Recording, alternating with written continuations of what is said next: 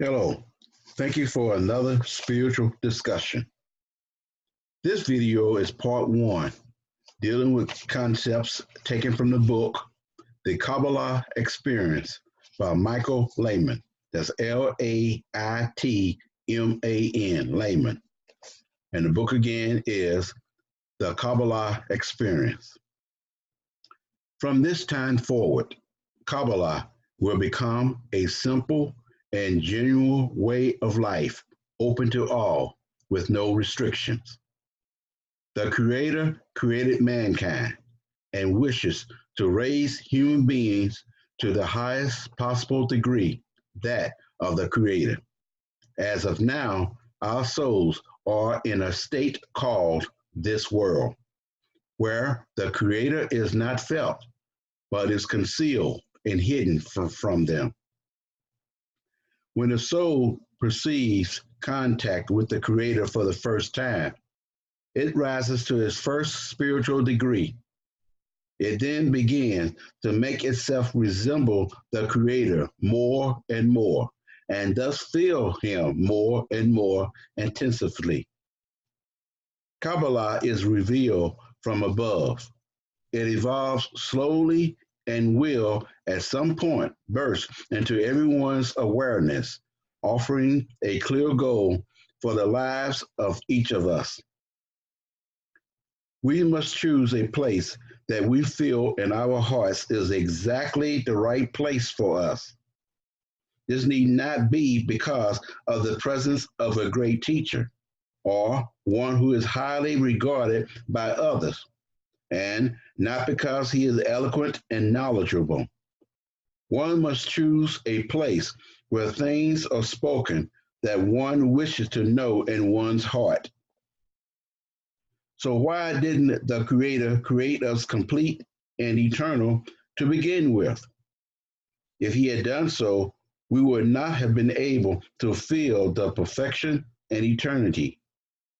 Along the way, before we come to free choice between our situation and the spiritual situation, we gradually learn to actively appreciate spirituality and make the choice to bring it into our lives. At that point, spiritual perfection and eternity become desirable, and we really do delight in them. What is the meaning which costs us so heavily? Meaning the multitude of pain that we suffer for them in order to complete them. Who is it who enjoys it? Or better phrase, whom do I delight? Only when we learn how to master our own destinies do we receive the answer to that question. In order for the creature to obtain the same situation as the Creator, he must exert his own efforts out of his own free will. For that, he needs to disconnect entirely from the Creator, the light, and to stop feeling Him so as not to be influenced under his direction. The degree, the attribute, the place to which we all must rise is called our root. The present degree is the place where we are at the given moment, the place where our I is, which is called a branch. Each root has its own branch. It is possible to feel the Creator only after you are equipped with an intent for the Creator. But on the other hand, you can only get such an intent through the revelation of the Creator, through the sensation of the light. Have you noticed how evil and corrupted our world is? Have you ever wondered why the Creator allowed it to be this way? The answer is because the Creator has passed it on to us to take the leadership of creation in changing this world. It is up to us if we want this world to be a better place to live. Kabbalah is based solely on experimentation and not on the human mind or even on philosophy or other rational considerations. It maintains that everything that stems from logic and contemplation lacks in any real basic. This is because our minds are a result of our desires and our nature. Therefore, it is impossible for us to discuss anything objectively as a whole, but only from a personal perspective. We cannot even come together to seek or search for what is the truth. Kabbalah explains incarnation as a dressing of souls in new bodies after they have rid themselves of old bodies. That means that the souls of the previous generation dress in new bodies, and thus the new generation appears on earth. Each new generation is made of the same souls robed in newly born physical bodies. Physical bodies are born, live, and die.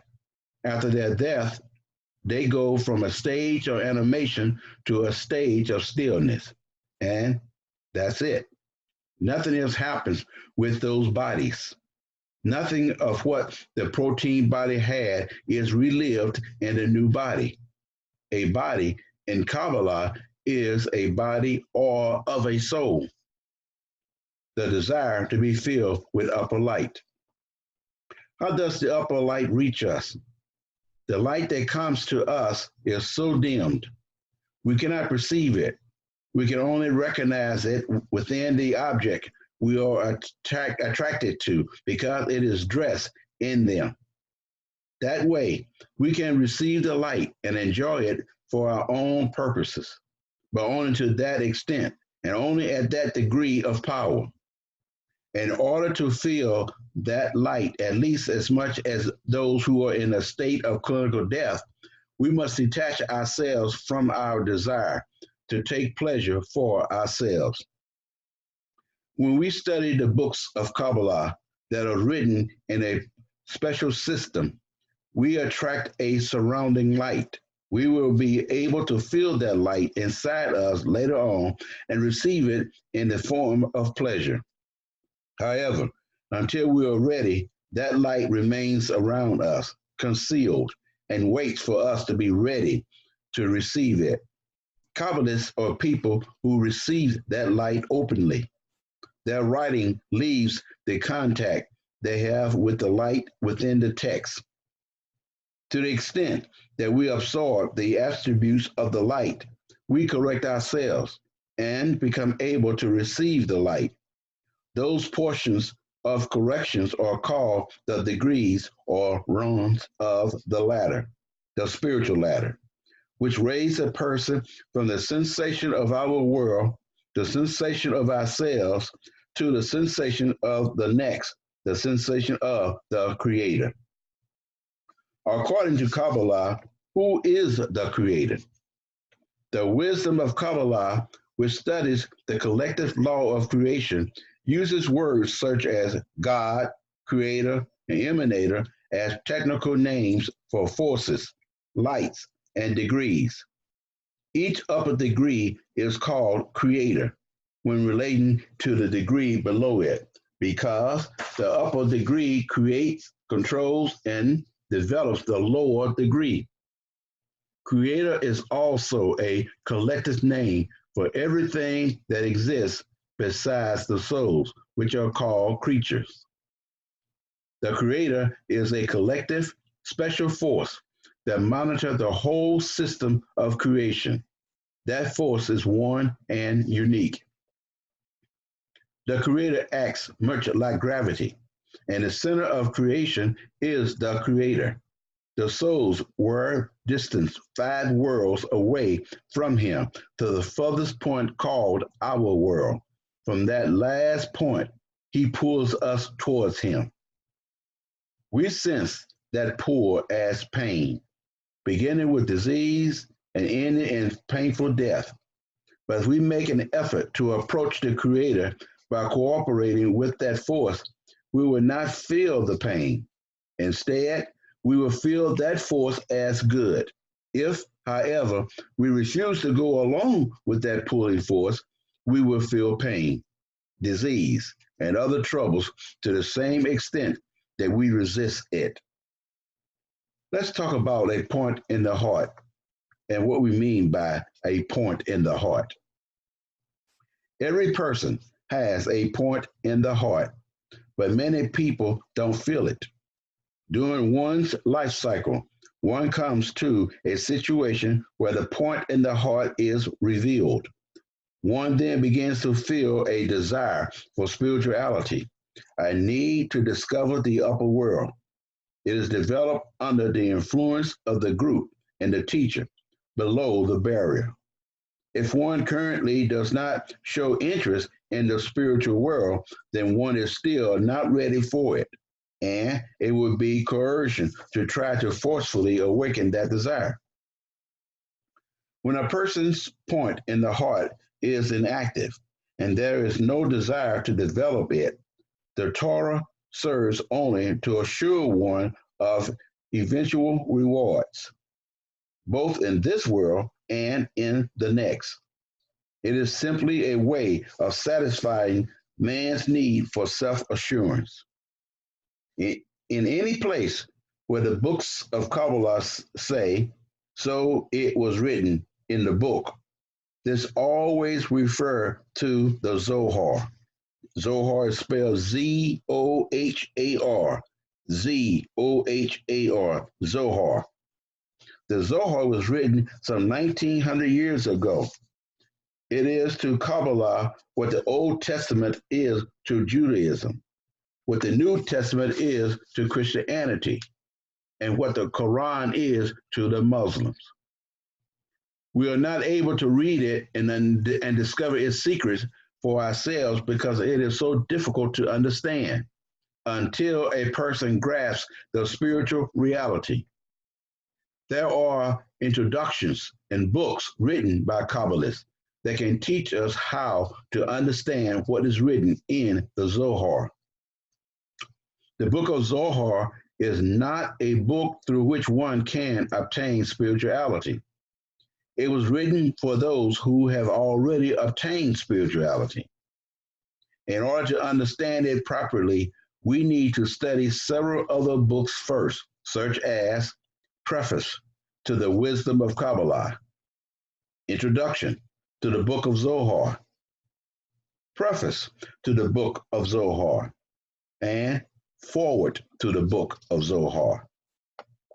Without first acquiring clear and correct knowledge through those introductions, the book will remain completely not understandable to us. The study is only a method that helps us open our souls, our still dormant spiritual senses. Then, when the heart and soul open, we'll move emotionally and naturally to learn about the reality in which we exist. In the study of Kabbalah, we learn how to influence reality correctly, to benefit ourselves, and get accurate feedback from reality. As I said, this is part one, and I will be bringing it to a close. I will start with part two in my next recording video. But in ending this video, please feel free to share it with others. And if you would like to see more of this type of content, please click the subscribe button below on this channel. Also, after subscribing, if you click the notification bell, you will be notified of any new videos that I make. I would also love to have your comments and questions below. Just be respectful to one another. And again, I say thank you.